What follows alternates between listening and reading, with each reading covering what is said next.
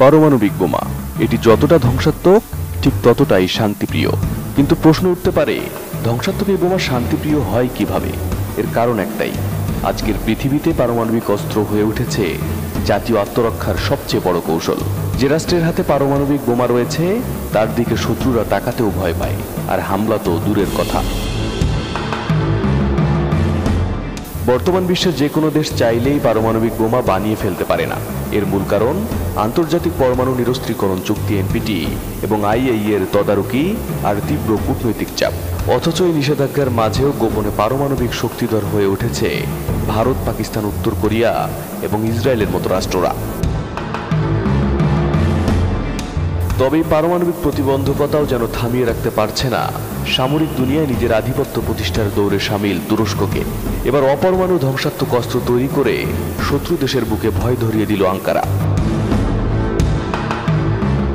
গত জুলাই অনুষ্ঠিত 17তম আন্তর্জাতিক প্রতিরক্ষা শিল্প মেলায় প্রকাশ্যে আসে তুরস্কের তৈরি দুটি ভয়াবহ অপরমাণু বোমা, গাজাপ এবং হায়ালেত।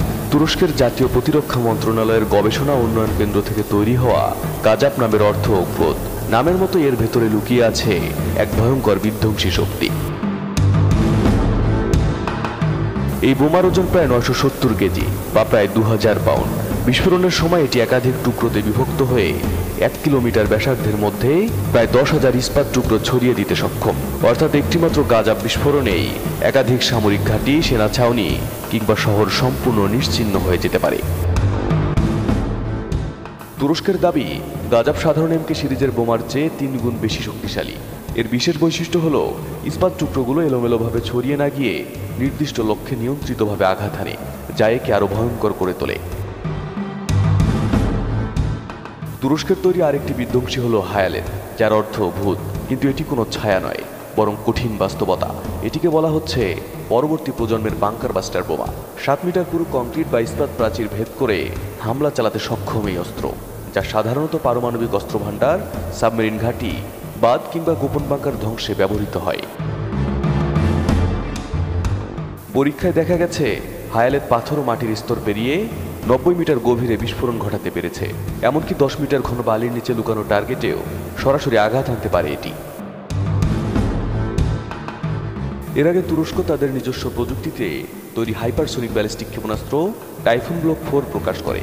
এই ক্ষেপণাস্ত্রের গতি শব্দের গতির চেয়ে 8 গুণ বেশি এবং এটি বহন করতে পারে একাধিক ওয়ারহেড। আঘাত হানতে পারে আকাশ প্রতিরক্ষা ব্যবস্থা, কমান্ড সেন্টার, বিমান ঘাঁটি এবং রাডার স্টেশনগুলোতে। এর পাল্লা প্রায় 800 কিলোমিটার।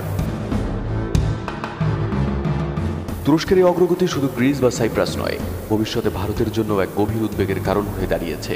বিশেষ করে পাকিস্তানের সঙ্গে আঙ্কারার ঘনিষ্ঠ সম্পর্ক ও সামরিক সহযোগিতা বহু বিশ্লেষকের দৃষ্টিতে এই অঞ্চল জুড়ে নতুন নিরাপত্তা হুমকির জন্ম দিচ্ছে। হাইপারসোনিক ক্ষেপণাস্ত্র বা হায়ালেত যদি পাকিস্তানের হাতে পৌঁছে যায়, তবে তা দিল্লির জন্য হুমকি হয়ে উঠবে। আবার এই বোমা ইসরায়েলের জন্য বড় মাথা ব্যথার কারণ হয়ে উঠবে। অপরমাণু বোমা মূলত পারমাণবিক না হলেও পারমাণবিকের মতোই ভয়ঙ্কর। এটি রাসায়নিক বিস্ফোরকের মাধ্যমে ধ্বংস সাধন করে।